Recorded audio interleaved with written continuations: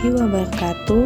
Perkenalkan, nama saya Ika Nuraini Bonde, kelas 5B, jurusan Manajemen Pendidikan Islam, IAIN Sultan Amai Gorontalo.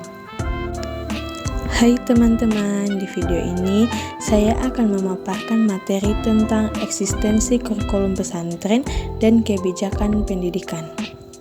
Sebelum kita masuk ke materi, alangkah baiknya teman-teman kita terlebih dahulu akan membahas apa itu manajemen pesantren dan pendidikan non-formal.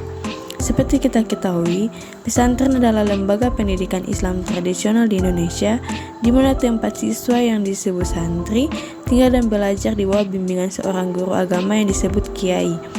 Pesantren bisa berfokus pada pengajaran Al-Quran, hadis, ilmu agama Islam, serta budaya dan adat istiadat Islam. Yang kedua, pendidikan non-formal adalah suatu bentuk pendidikan yang tidak terstruktur seperti pendidikan formal, tetapi memiliki tujuan pendidikan. Ini mencakup berbagai jenis program dan kegiatan pendidikan dan tidak terkait pada kurikulum sekolah atau lembaga pendidikan formal. Yang pertama, kurikulum. Kurikulum dipandang orang sebagai suatu rencana kegiatan belajar bagi siswa di sekolah atau sebagai suatu perangkat tujuan yang ingin dicapai. Makna kurikulum juga dapat merujuk kepada suatu dokumen yang berisi rumusan tujuan, bahan ajar, dan kegiatan belajar mengajar.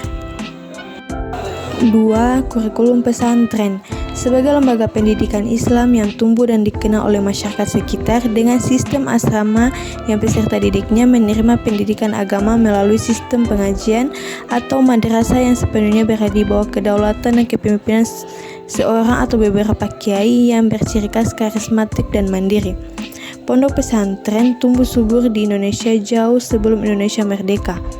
Pondok pesantren dapat dikatakan sebagai lembaga Islam non-formal karena berada pada jalur pendidikan masyarakat dan mempunyai program pendidikan yang disiapkan sendiri dan pada umumnya bebas dari ketentuan formal.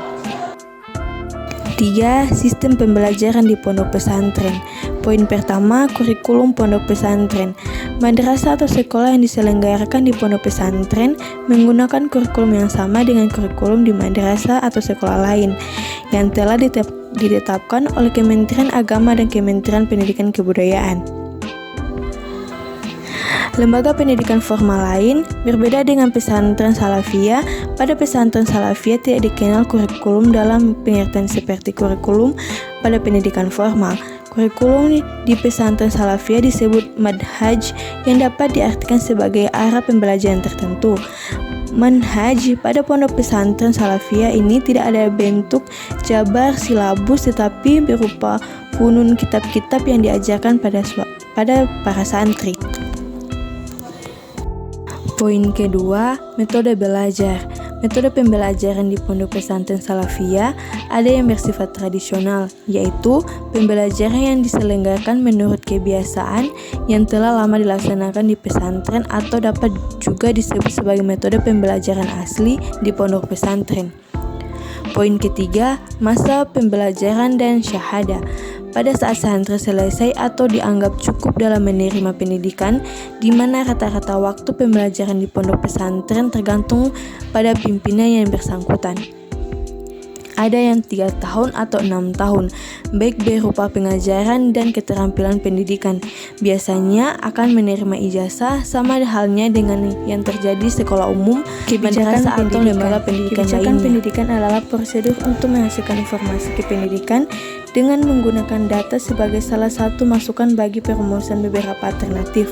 Kebijakan dalam pengambilan keputusan yang bersifat politis dalam rangka memecahkan masalah kependidikan juga disebut sebagai metode pembelajaran asli di pondok pesantren.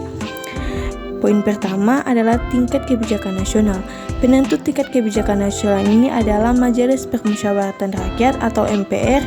Kebijakan yang berada pada tingkat nasional disebut juga kebijakan administratif. Poin kedua adalah tingkat kebijakan umum, disebut juga dengan kebijakan eksekutif karena yang menentukan adalah pihak-pihak yang berada pada posisi eksekutif.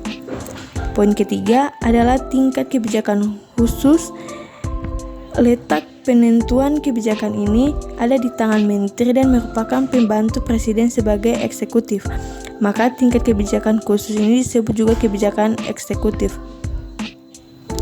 Keempat, ada tingkat kebijakan teknis. Kebijakan ini disebut juga dengan kebijakan operatif karena kebijakan ini merupakan pedoman pelaksanaan.